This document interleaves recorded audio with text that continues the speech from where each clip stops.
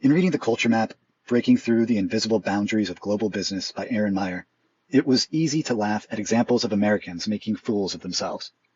So when I was given the opportunity to take the survey and get a peek at my own cultural profile, I was ready for some chuckles and I jumped at the chance. What I found is that my profile puts me to the right of the norm for my American culture on every profile segment except for persuasion, the great exception, for me at least. What does that mean? Well, for me, it means that when it comes to communicating, I tend to use an approach that is higher context than my American counterparts. When it comes to evaluating, I'm slightly more indirect. When it comes to leading, I'm more hierarchical.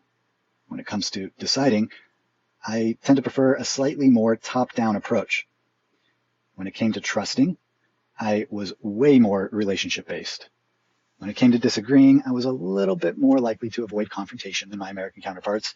And when it comes to scheduling, I tended to be more flexible. Persuasion, I tended to be a little bit left. So in reflecting on this, I had to think about what factors may have impacted my scales and placed me different from my American counterparts, or should I say the norms for my culture. I didn't grow up in a foreign country, and I didn't grow up spending a lot of time in foreign countries. So I had to dig a little bit deeper. What I thought was that I spend a lot of time in situations where I'm communicating up the ladder, and I kind of always have.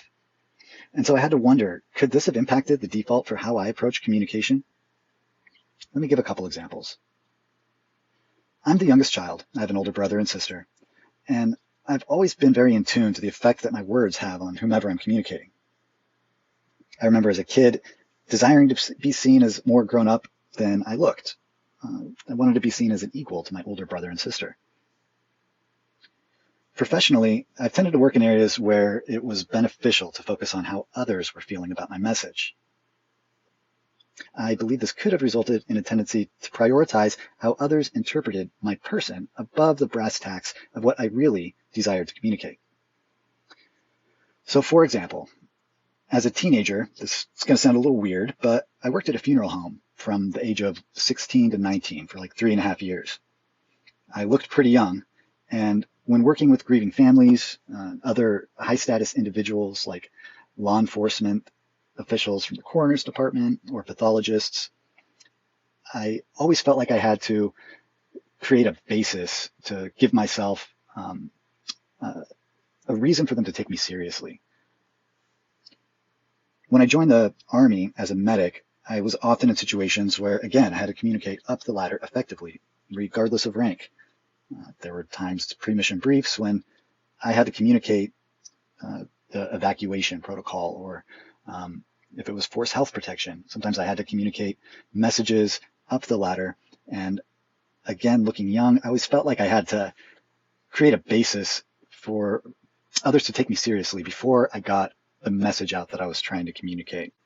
Later in my career in the Army, I spent a decade or so doing ceremonial details and military funeral honors and working in protocol. There, again, you're often communicating hard messages to people that way outrank you. And now I work in marketing, branding, and communications. And oftentimes people are reluctant to hear the right way that they should be positioning their messages or who their correct audience is. And so again, I'm always have the shadow of feeling like I have to create a impetus for people to understand and take me seriously before they'll take seriously what I'm saying. Whether or not that's true, it's something that I'm aware of and I think about. My take on Meyer's cultural scales. I think that being open to individual differences is not enough. And that's a quote from Meyer. In her book, she recalled when she first started in her work, feeling that the U.S. didn't have a culture.